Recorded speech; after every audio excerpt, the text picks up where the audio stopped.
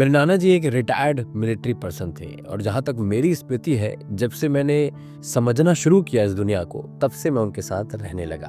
और आपने सुना भी होगा कि बड़ों का साया जब बच्चों के सर पर होता है तो बहुत सारे अनुभव बच्चों को बिना फीस के ही यूं ही मिल जाते हैं। तो मेरे नाना जी भी ना कुछ ऐसे ही थे। तो जब से मैं उनका दोस्त बन गया, मतलब बचपन से मैं उनका जब दोस्त बन गया, तब से उन्होंने मुझे सही रास्ता दिखाया। एक अच्छे दोस्त की तरह हमेशा सब कुछ सिखाने की कोशिश करी और तो और मेरे अंदर छुपे अदृश्य शक्तियों को उन्होंने बाहर निकाल कर रख दिया। आज बड़े बड़े सभाओं को संचालित कर पाना, बेधड़क कहीं पर भी अपने विचार रख पाना और तो और लोगों को जीवन जीने की कला सिखा पाना, ये सब मुझ में उन्हीं की देन है। मुझे आज भी याद है कि जब पहली बार मेरे स्कूल में फैंसी ड्रेस कंपटीशन था, शायद मैं KG1 क्लास में पढ़ता था, और नाना जी ने पहली बार मेरे हाथों में माइक थमा दिया था, डॉक्टर का ड्रेस पहना दिया था और कुछ डायलॉग्स हाथ में दे दिए कि ये तुम्हें स्टेज पर जाकर बोलना है। एक वो दिन था जब मैंने पहली बार अपने हाथों में माइक पकड़ा था, और आज का दिन है जब उसी माइक ने मुझे इस दुनिया में एक नई पहचान दी, एक माइंडसेट कोच के रूप में, ऑथर के रूप में और एक ट्रेनर के रूप में। एक रात की बात है जब मैं बचपन में नाना जी के साथ सो रहा था, तो मैं अक्सर किस्से कहानियां सुनकर ही सोता था, वो मेरी आदतों में था। नाना जी हमेशा मुझे कुछ ऐसी कहानी सुनाते थे जिससे मुझे कुछ सीखने मिल जाए। तो एक कहानी मुझे आज भी याद आती है कि एक बार की बात है, एक शेर था जो जंगल में सोया हुआ था। वो आराम से गहरी नींद में था। तभी एक छोटा सा चूहा उसके शरीर में इधर उधर मस्ती करने लगा, कभी कान के पास, कभी नाक के पास, कभी उसके पैर के पास।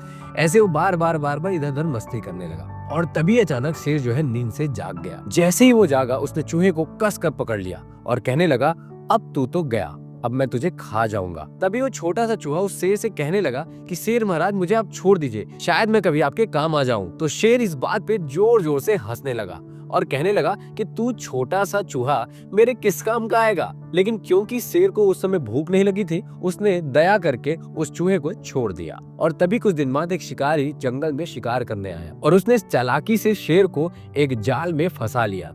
तभी उस रास्ते से वह छोटा सा चूहा जो उस दिन शेर को परेशान कर रहा था, वो गुजर रहा था और उसने देखा कि शेर जो है उस जाल में फंसा हुआ है। वो चूहा तुरंत उस जाल के पास गया और उस जाल को काटने लगा। धीरे धीरे वह जाल पूरी तरीके से कट गया और शेर आजाद हो गया। और जैसे ही शेर आजाद हुआ, उसे अपनी गलती का एहसास हुआ। उसने चूहे से माफी मांगी और कहा कि शायद मैं तुम्हें छोटा समझ रहा था, ये मेरी बहुत बड़ी भूल थी, हमें किसी को छोटा नहीं समझना चाहिए। तो इस प्रकार की कहानियां नाना जी मुझे सुनाया करते थे। तो इस कहानी से मुझे एक बात तो समझ आती है कि जहाँ तलवार का काम हो वहाँ सुई काम नहीं आ सकती, मगर जहाँ सुई की काम हो वहाँ तलवार काम नहीं आ सकता।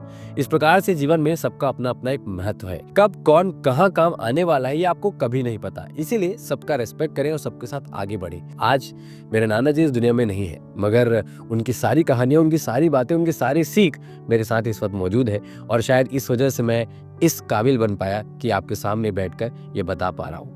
आई होप ये कहानी आपको पसंद आई हो, आई होप ये किस्से आपको पसंद आए हो। तो शेयर जरूर कीजिएगा, कमेंट में लिख के बताइएगा आपके कुछ ऐसे बचपन की कहानियां जिससे आप काफी कुछ सीखते हैं। ये था मेरी तरफ से आज के लिए बस इतना ही। मिलेंगे अगले वीडियो में। फॉलो करके जाना, सेव कर लेना और कमेंट में जरूर अपने एक्सपीरियंस को शेयर करना। बाय बाय, टेक केयर, जय श्री कृष्ण, राधे राधे।